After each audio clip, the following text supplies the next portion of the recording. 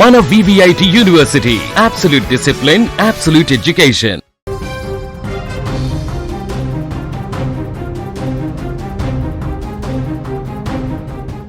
ఏపీలోని ఐపీఎల్ సంబరాలు శృతిమించిపోయాయి.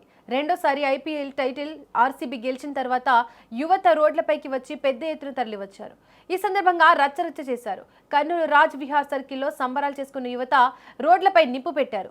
అంతటితో ఆగకుండా బ్యారికేడ్లను కాళ్లతో తన్ని కింద పడేసి రచ్చరచ్చ చేశారు. ఈ తరుణంలో అటుగా వెళ్తున్న ట్రావెల్స్ బస్సుల అద్దాలు పగలగొట్టి నానా బీభత్సం సృష్టించారు. అయితే పోలీసులు ఉన్న యువతను అదుపు చేయలేని పరిస్థితి నెలకొంది. ప్రస్తుతం బీభత్సం దృశ్యాలు సోషల్ మీడియాలో వైరల్ గా మారింది.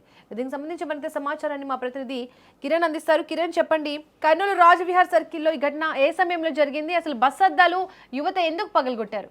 ఐపీఎల్ క్రికెట్ ఫైనల్ మ్యాచ్ లో ఆర్సీబీ విజయం సాధించడంతో మొత్తం రాష్ట్ర వ్యాప్తంగా కూడా అభిమానులు సంబరాలు జరుపుకున్నారు. అందులో భాగంగా కర్నూలులో కూడా అభిమానులు రోడ్డు మీదకి వచ్చి సంబరాలు జరుపుకున్నారు. అయితే ఇదే సంబరాల్లో దారి తప్పిందని చెప్పొచ్చు. ఈ సంబరాలు కాస్త మొత్తం మీద యువత రెచ్చిపోయి వాహనాల మీద అలాగే బ్యారికేడ్ల మీద కూడా దాడి చేయడం జరిగింది. అలాగే కొన్ని 3 బస్సులు పై దాడి చేసి అద్దాలు కూడా ధ్వంసం చేయడం జరిగింది. ఇవన్నీ కూడా పోలీసులు సమక్షంలోనే జరిగాయి. పోలీసులు కూడా అదుపు చేయలేని పరిస్థితి కూడా ఏర్పడిందని చెప్పుకోవచ్చు. ఏదైనా ఈ యువత మటుకు రెచ్చిపోయి ఇలా సంబరాల పేరు మీద అంత దాడులకు దిగుతున్నారని చెప్పేసి కూడా అర్థమవుతుంది. పోలీసులు కూడా కంట్రోల్ చేయలేని పరిస్థితి కూడా ఇక్కడ ఏర్పడింది. ఇది దాదాపు 11:30, 12 గంటల మధ్యలో కర్నూలు నడ్డిబొడ్డున రాజ్యవేట్ సెంటర్ లో చోటు చేసుకుందని చెప్పుకోవచ్చు. కిరణ్, అక్కడ సంబరాలు జరుగుతాయని ముందే పోలీసులకు సమాచారం ఉందా? ముందే పోలీసులు అయితే ఈ సంబరాలు ప్రతిసారి కూడా కర్నూలులో ఏదైనా ఐపీఎల్ మ్యాచ్ జరిగినా, విజయోత్సవాలు జరిగినా, వన్డే మ్యాచ్ జరిగినా కూడా రాజ్వేర్ సెంటర్ అనేది ప్రతి యువత కూడా అక్కడికే వచ్చి మొత్తం సంబరాలు జరుపుకుంటారు. ఇటు జనరల్ ఫస్ట్ రాజు కావచ్చు, ఇలా అనేక సంఘటనల్లో కూడా అదే రాజ్వేరే మొత్తం ఎంచుకుంటారు యువత. ఎక్కడున్నా కానీ కర్నూలులో చుట్టుపక్కల ఎంత దూరం ఉన్నా కానీ యువత రాజ్వేర్ సెంటర్ కి వచ్చే సంబరాలు జరుపుకుంటారు. ఇదే సందర్భంలో కూడా పోలీసులు కూడా అక్కడ కొందరు అయితే ఉన్నారు. సిఐ కావచ్చు, కొందరు పోలీసులు ఎస్ఐలు కూడా అందరూ కూడా ఉన్నారు. కంట్రోల్ చేసే ప్రయత్నం చేస్తారు. కానీ యువత కాస్త ఆ సంబరం కాస్త అభిమానం కాస్త దారి తప్పిందని చెప్పేసి చెప్పుకోవచ్చు. ఈ సంబరాల్లో కూడా ఇవన్నీ మొత్తం కూడా పోలీసులు నివారించారు. అది కూడా లాఠీ చార్జ్ కూడా చేశారు. కొందరు యువకుల మీద వాళ్ళు లాఠీ చార్జ్ చేశారు. కొంచెం అప్పట్లో అదుపులో పెట్టారు వాళ్ళు లాఠీ చార్జ్ చేసి.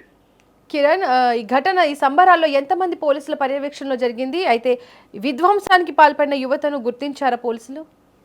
అంటే ఇక్కడ విధ్వంసం అనేది చెప్పుకోవచ్చు కాబట్టి అది అనుకోకుండా సంబరాలు జరుపుకున్నారు. ఇది కావలసిగానే ఉద్దేశపూర్వకంగా జరగలేదు కాబట్టి ఇది ఆనందాన్ని వాళ్ళు అదుపు లేకుండా పోయింది అని చెప్పుకొని యువత పైన ఎలాంటి కేసులు కానీ ఎలాంటివి కూడా వాళ్ళు పోలీసులు బనాయించలేదు.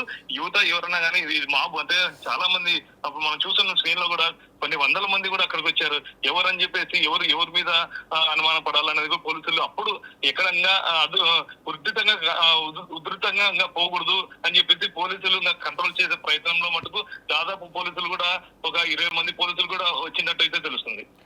కిరణ్, స్థానిక ప్రజలు కానీ వ్యాపారులు కానీ ఈ విధ్వంసంపై ఎలా స్పందిస్తున్నారు? అంటే అక్కడ అర్ధరాత్రి పూట్ల వ్యాపారంలో అయితే అన్ని కూడా మూతపడడంతో అక్కడ ఎలాంటి కూడా గొడవల్లో కూడా వ్యాపారాలకి ఎలాంటి నష్టం కూడా జరగదు. కేవలం బస్సు నైట్ ఏదైతే ట్రావెలింగ్ బస్సు కావచ్చు, ఇట్లా రవాణా వెహికల్స్ కావచ్చు, ఆ వెహికల్స్ పైన ఒకటి దాడి జరిగాయి. అలాగే పోలీస్ బ్యారికేడ్లు కూడా వాళ్ళు కాల్తో కొట్టడము అలాంటి సంఘటనలు అయితే జరగడం అయితే కనపడుతున్నాయి ఇక్కడ. Right Kiran, thank you.